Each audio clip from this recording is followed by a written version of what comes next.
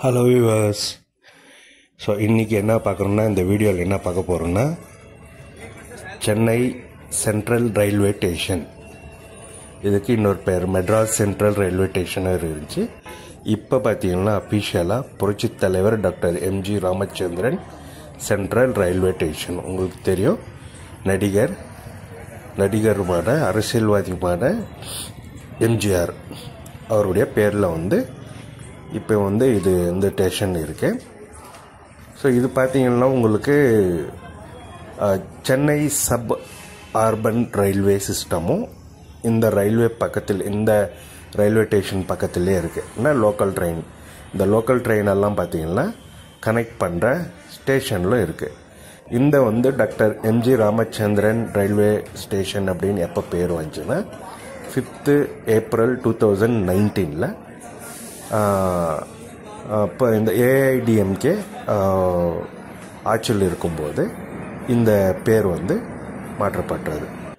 இங்கே பார்த்தீங்கன்னா உங்களுக்கு ரெகுலராக 5,50,000 பேசஞ்சர்ஸ் இந்த ஜங்ஷனில் இல்லை இந்த ஸ்டேஷனில் வர்றதும் போகிறதுமா 5,50,000 பேசஞ்சர்ஸு இருக்குது. அப்புறம் பார்த்தீங்கன்னா இது இங்கே பார்த்தீங்கன்னா சென்னை எக்மோர் அண்டு கோயம்புத்தூர் ஜங்ஷன் அதுவும் இணைக்கப்பட்டிருக்கு.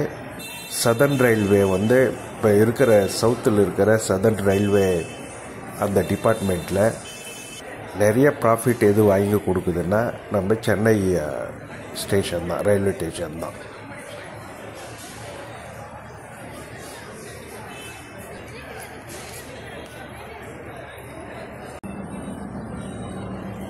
அப்புறம் பார்த்தீங்கன்னா இது ஹிஸ்ட்ரின்னு பார்த்தா, இந்த சென்ட்ரல் ரயில்வே ஸ்டேஷனோட ஹிஸ்ட்ரின்னு பார்த்தா, ஃபஸ்ட்டு பார்த்தீங்கன்னா ராயபுரத்தில் தான் ஸ்டார்ட் பண்ணாங்க.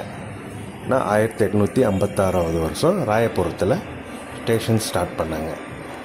அதுக்கப்புறம் பார்த்தீங்கன்னா second railway station Madras Vyasarpadi அது ஸ்டார்ட் பண்ணாங்க. இதை ரெண்டும் நிறைய நெரிச்சல், கூட்ட நெரிச்சலால் மக்கள் அவதிப்பட்டதுனால மெட்ராஸ் சென்ட்ரல் அப்படின்ட்டு 1873 ஸ்டார்ட் பண்ணாங்க.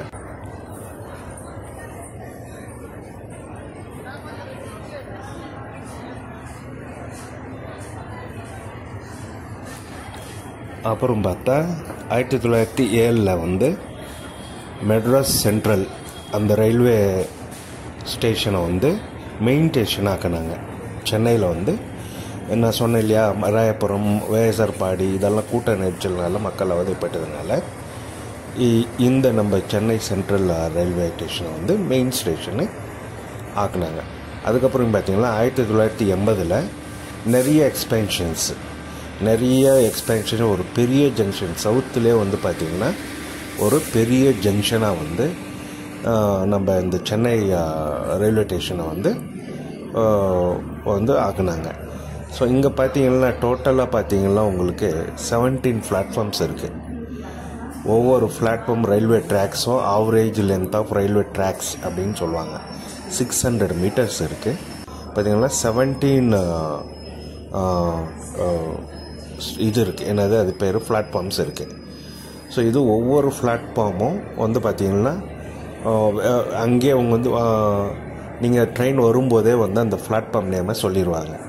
எப்படி நார்த்துக்கு போகிற ட்ரெயின் என்ன, சவுத்துக்கு போகிறது என்ன, நார்த் ஈஸ்ட்டுக்கு போகிற ட்ரெயின் என்ன, அந்த மாதிரி பார்த்தீங்கன்னா உங்களுக்கு பிரிச்சுருவாங்க. இங்கே பார்த்தீங்கன்னா இந்த Brindavan express, Nilgiri express, Saptagiri express, Tirupati express, Arakkonam express, அப்புறம் பார்த்தீங்கன்னா சதாப்தி எக்ஸ்பிரஸ். ஸோ இந்த மாதிரி பார்த்தீங்கன்னா நிறையா பார்த்தீங்கன்னா Chennai Rajdhani express, Vijayawada Jan Shatabdi express, Bengaluru Shatabdi express, Mysuru Shatabdi express, Kaveri express, அப்புறம் பார்த்திங்கன்னா சென்னை டபுள் டக்கர் எக்ஸ்பிரஸ், அப்புறம் பார்த்திங்கன்னா லால்பாக் எக்ஸ்பிரஸ், சென்னை எக்ஸ்பிரஸ். இந்த மாதிரி பார்த்திங்கன்னா நிறைய உங்களுக்கு அந்த ரயில்வே டிபார்ட்மெண்ட்ஸ் இங்கே இயங்கிட்டு இருக்குது. ஸோ இங்கே பார்த்திங்கன்னா உங்களுக்கு பார்த்திங்கன்னா நிறைய அந்த டிராஃபிக் கன்ஜெஷன் பண்ணணும் அப்படின்னு சென்னையில் பார்த்தீங்கன்னா நிறைய டிராஃபிக் கன்ஜெஷன் பண்ணிட்டு சப்பார்பன் டெர்மினஸ் அப்படின்னு இந்த ரயில்வே ஸ்டேஷன் பக்கமே வந்து பார்த்திங்கன்னா ஸ்டார்ட் பண்ணியிருப்பாங்க. இங்கே லோக்கல் ட்ரெயின்ஸும் உங்களுக்கு நிறைய ட்ரெயின்ஸு வந்திருக்கு. இப்போ தான் மெட்ரோ வந்திருக்கு. மெட்ரோக்கு முன்னாடி உங்களுக்கு லோக்கல் ட்ரெயின்ஸ் எல்லாம் இங்கே நல்லா பாப்புலராக இருந்துச்சு. அப்புறம் இங்கே பார்த்திங்கன்னா பார்க்கிங் ஃபெசிலிட்டி பார்த்திங்கன்னா வெளியிலவே இருக்குது. ரயில்வே ஸ்டேஷனை விட்டு வெளியில் இருக்குது. அங்கே பார்க்கிங் உங்களுடைய வெஹிக்கல்ஸ் எல்லாம் வந்து பார்க் பண்ணிக்கலாம். டிக்கெட் கவுண்டர் பார்த்திங்கன்னா உங்களுக்கு முன்னாடியிலிருந்து right side dead end left போனீங்கன்னா உங்களுக்கு டிக்கெட் கவுண்டர் இருக்கும். உங்கள் ட்ரெயின் வரத்துக்கு ஒரு 1/2 hour 1 hour பிஃபோரே நீங்கள் போயிட்டு டிக்கெட் கலெக்ட் பண்ணிக்கோங்க. ஏன்னு பார்த்தீங்கன்னா உங்களுக்கு வந்து நிறைய கன்ஜெஷன் இருக்கும். அங்கே இந்த லைனில் பார்த்தீங்கன்னா ஹெவியாக பீப்புள் வந்து நின்றுட்டுருப்பாங்க க்யூவில். அந்த வந்து பார்த்திங்கன்னா உங்களுக்கு ஆட்டோமேட்டிக் மிஷினு இருக்குது டிக்கெட்டை எடுத்துக்கிறதுக்கு. பட் அது சரியாக ஆப்ரேட் பண்ண தெரியாது. சில நேரத்தில் அது ஒர்க் ஆகாது. ஸோ நமக்கு பிரச்சனை ஆகிடும். அதனால் நீங்கள் பார்த்தீங்கன்னா முன்னாடியே ட்ரெயின் வரத்துக்கு முன்னாடி ஒரு 1/2 hour 1 hour பிஃபோர் போயிட்டு நீங்கள் வந்து டிக்கெட்டை வந்து பார்த்திங்கன்னா நீங்கள் கலெக்ட் பண்ணிக்கிறது ரொம்ப நல்லது. ஸோ இல்லைன்னா கஷ்டம். ஏன்னா வண்டி உங்களுக்கு வருது அப்படின்னும்போது பார்த்திங்கன்னா உங்களுக்கு வந்து அந்த அர்ஜென்ட்டில் வந்து டிக்கெட் வாங்க முடியாமல் போயிடுது. அதனால் பார்த்திங்கன்னா நீங்கள் டிக்கெட் வாங்குறது நல்லது. அப்புறம் பார்த்திங்கன்னா நம்ம சவுத்துலேயே பார்த்திங்கன்னா வந்து அவ்வளோ அந்த ட்ரெயின் ஸ்டேஷன் வந்து நம்ம சென்னை சென்ட்ரல் ரயில்வே ஸ்டேஷன் வந்து அவ்வளோ க்ளீனாக இருக்கும். உங்களுக்கு பார்க்க வெளியில் போகிறதுக்கே வந்து உங்களுக்கு விருப்பம் இருக்காது. அவ்வளோ க்ளீனாக இருக்கும். சில பேர் அங்கேயே தூங்குவாங்க எழுவாங்க. இருந்தாலும் பார்த்திங்கன்னா காலையிலே வர வண்டிங்களுக்கு ப்ரஷ் பண்ணிக்கிறதுக்கு வாட்டர் ஃபெசிலிட்டி அந்த மாதிரி நிறைய ஃபெசிலிட்டி இருக்கிறதுனால அந்த ரயில்வே ஸ்டேஷனில் அவ்வளோ க்ளீனாகவும் இருக்கிறதுனால உங்களுக்கு அந்த ரயில்வே ஸ்டேஷனில் அப்படியே சுற்றிட்டே இருக்கலான்னு தோணும். ஆனால் வந்து வேலையை மறந்துடுவீங்கள்ல. அதனால் பார்த்திங்கன்னா நம்ம மனம் இல்லாமல் வெளியில் போகிற மாதிரி ஒரு ரயில்வே ஸ்டேஷன். சில ரயில்வே ஸ்டேஷன் நம்மளும் பார்த்துருக்கோம். எப்படா வெளியில் போயிடுவோன்ட்டு. ஏன்னா அவ்வளோ ஸ்மெல்லு, ஏகப்பட்ட ஸ்மெல்லு இருக்கும். உள்ள மெயின்டெனன்ஸ் கம்மியாக இருக்கும். அது மாதிரி இருக்கிறதுனால இந்த ரயில்வே ஸ்டேஷன் பார்த்திங்கன்னா எப்போ பாரு clean 1/2 hour once 10 minutes 15 minutes once clean பண்ணிகிட்டே இருப்பாங்க. இந்த ரயில்வே ஸ்டேஷனை வந்து அவ்வளோ நீட்டாக வச்சுட்டு இருப்பாங்க. அதுக்கப்புறம் பார்த்திங்கன்னா வந்து இங்கே நிறைய ப்ராஃபிட்டு சதர்ன் ரயில்வேலே பார்த்திங்கன்னா சவுத்தில் நிறைய ப்ராஃபிட் கொடுக்குற ஒரு ரயில்வே ஸ்டேஷன் அப்படின்ட்டு இந்த சென்னை சென்ட்ரல் ரயில்வே ஸ்டேஷனை வந்து சொல்லுவாங்க. அவங்களே ஏதோ அந்த மெடல் மாதிரி கொடுத்துருக்காங்க. எவ்வளோ பாயிண்ட் 300க்கு அது நமக்கு அவ்வளோ 300க்கு பார்த்திங்கன்னா உங்களுக்கு சம்திங் பாயிண்ட்ஸ் கொடுத்துருக்காங்க. இந்த ரயில்வே ஸ்டேஷன் வந்து இவ்வளோ பாயிண்ட்ஸு அப்படின்னு சொல்லிட்டு சென்ட்ரல் கவர்மெண்ட் பார்த்திங்கன்னா கொடுத்துருக்காங்க. ஸோ அவ்வளோ நீட்டாக வந்து இதை வந்து மெயின்டைன் பண்ணியிருக்காங்க. ஸோ இது எல்லாமே சவுத்தில் வர எல்லா ட்ரெயினும் வந்து இங்கே கனெக்ட் ஆகும். இங்கே பார்த்திங்கன்னா நீங்கள் சவுத்து வெஸ்ட் போகணுன்னு வச்சுக்கோங்க. வெஸ்ட் மீன்ஸ் மும்பை, புனே, குஜராத், நம்ம டெல்லி, இமாச்சல பிரதேஷ், உத்தரகாண்ட், லடாக் அது போகணுன்னு வச்சுக்கோங்க. பஞ்சாப், ஹரியானா போகணுன்னா உங்களுக்கு பெங்களூர் வந்து சென்னையிலேருந்து பெங்களூர் வந்து நீங்கள் அங்கேருந்து இந்த Bangalore railway station, Yeshwantpur railway ஸ்டேஷன்லேருந்து போகலாம். அதே மாதிரி பார்த்திங்கன்னா நார்த் ஈஸ்ட் போகணுன்னா for example Orissa, Jharkhand, Chhattisgarh, West Bengal, Bihar, அப்புறம் பார்த்திங்கன்னா நம்ம ஒரிஷா, சிக்கிம், அருணாச்சல பிரதேஷ், மேகாலயா, மிசோரம், மணிப்பூர் இங்கெல்லாம் போகணுன்னு வச்சுக்கோங்க. நார்த் ஈஸ்ட் நான் சொல்கிறதெல்லாம் இங்கே போனீங்கன்னா நீங்கள் பெங்களூர் இருந்தாலும் சென்னையிலேருந்து நிறைய ட்ரெயின்ஸ் இருக்கும் உங்களுக்கு.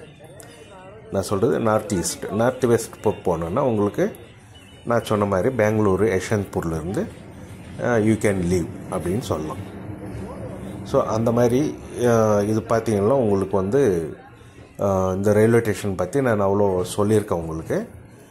ஸோ இது உங்களுக்கு பார்த்திங்கன்னா உங்களோட நிறைய பெரிய ரயில்வே ஸ்டேஷனும் சவுத்தில் வந்து பெரிய railway station. Chennai Central railway ஸ்டேஷன்ன்றது ஒரு மிகப்பெரிய ஒரு ரயில்வே ஸ்டேஷன் அப்படின்னு கூட சொல்லலாம். உங்களுக்கு இந்த சவுத்தில் பார்த்திங்கன்னா நம்ம கேரளாவை கனெக்ட் பண்ணுறதாகட்டும், இல்லை கர்நாடகாவை பெங்களூரு, அப்புறம் பெங்களூரை விட்டு வேறு நார்த் கர்நாடகா கனெக்ட் பண்ணுற ட்ரெயின்ஸ் எல்லாம் இங்கேருந்து போகும். அதுக்கப்புறம் கேரளாவை கனெக்ட் பண்ணுற எல்லா ட்ரெயின்ஸும் இங்கேருந்து தான் போகும். அதுக்கப்புறம் நம்ம சேலம், மதுரை, திண்டுக்கல், நாகப்பட்டினம், காரைக்கால், புதுச்சேரி, அதுக்கப்புறம் திருச்சி, தஞ்சாவூர், விருதுநகர், தூத்துக்குடி, திருநெல்வேலி, கன்னியாகுமரி, சிவகங்கை, தென்காசி, நீலகிரிஸ், கோயம்புத்தூர், ஈரோடு இந்த பக்கம் போகிறதுக்கு உங்களுக்கு நிறைய ட்ரெயின் ஃபெசிலிட்டிங்க இருக்குது. நிறைய ட்ரெயின்ஸ் இருக்குது. நீங்கள் எதிர்பார்க்க முடியாத நல்ல ட்ரெயினையும் நல்லா அழகாக மெயின்டைன் பண்ணியிருக்காங்க. ஸோ அதனால் என்ன ஒரு பிரச்சனை, சாப்பாடு இந்த ஃபுட் ஐட்டம் கொஞ்சம் நம்ம இந்த லோக்கல் ட்ரெயினில் சவுத் ரயில்வேல கொஞ்சம் அது உள்ளே கொஞ்சம் அரேஞ்ச் பண்ணால் இன்னும் நல்லாயிருக்கும். இந்த நார்த் வெஸ்ட் போகிற ட்ரெயின்களுக்கெல்லாம் நிறைய பேண்ட்ரியாக உள்ளே இருக்கும். நல்லா அப்பப்போ வருவாங்க, ஆர்டர் எடுப்பாங்க, பண்ணுவாங்க. இதில் கொஞ்சம் நம்ம கஷ்டம். ஒவ்வொரு ரயில்வே ஸ்டேஷனாக வந்தால் போதும், தண்ணி பிரச்சனை, தண்ணி குடிக்கிறதுக்கு பிரச்சனை, ரயில்வே ஸ்டேஷனில் தான் நம்ம வாங்குகிற நிலைமை இருக்குது. ஸோ அது விடுங்க, அது காமன். மற்றபடி இது பார்த்திங்கன்னா நல்ல ஒரு பெரிய ரயில்வே ஸ்டேஷன். நமக்கு லைக் எப்போ போனாலும் நம்ம சென்னைக்கு ஒரு 1/2 ஹவராவது உள்ளே அப்படியே ஸ்பெண்ட் பண்ணிவிட்டு அப்படியே பார்த்துட்டு அப்படியே வர மாதிரி இருக்கும். ஸோ வேறு ஏதாவது இதை விட்டு இருந்தால் ஏதாவது தெரியுன்னா கமெண்ட்டில் போடுங்க, நான் உங்களுக்கு ரிப்ளை பண்ணுறேன். ஓகே, தேங்க்யூ, பாய்.